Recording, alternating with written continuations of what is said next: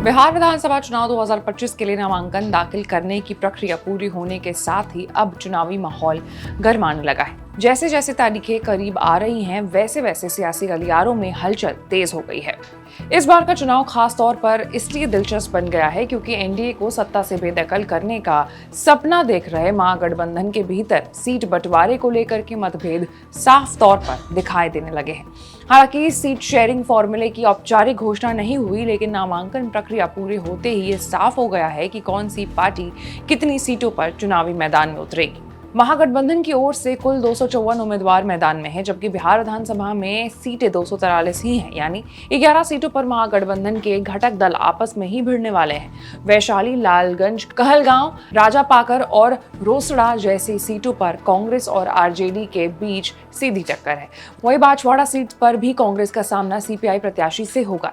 इससे कार्यकर्ताओं और समर्थकों में भारी भ्रम की स्थिति बनी हुई है। राजनीतिक विशेषज्ञों का मानना है कि यह असमंजस एनडीए के लिए फायदे का सौदा साबित हो सकता है, क्योंकि यहाँ संगठनात्मक एकजुटता ज्यादा दिखाई दे रही है। राहुल गांधी की वोट अधिकार यात्रा के दौरान भी महागठबंधन के नेताओं में जो उत्साह और जोश देखने को मिला था, वो अब फीका पड़ गया है। आरजेडी और कांग्रेस के नेताओं के बीच सीट बंटवारे को लेकर के बातचीत लगभग ठप हो गई है। नतीजा ये है कि अब तक भी ये तय नहीं हो पाया है कि महागठबंधन के कौन से वरिष्ठ नेता किन उम्मीदवार के प्रचार में उतरेंगे।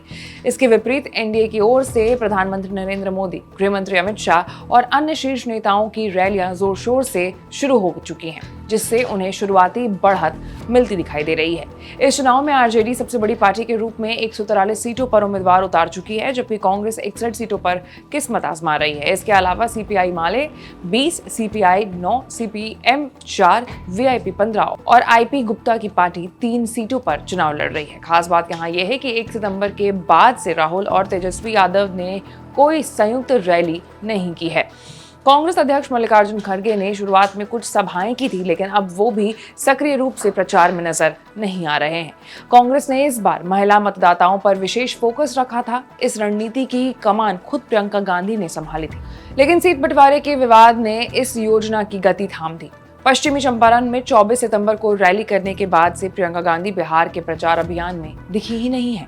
कांग्रेस की योजना थी कि राज्य के हर प्रमंडल में एक संयुक्त रैली आयोजित की जाए, जिसमें महागठबंधन के सभी प्रमुख नेता शामिल हो, लेकिन वो कार्यक्रम अब ठंडे बस्ते में चला गया है।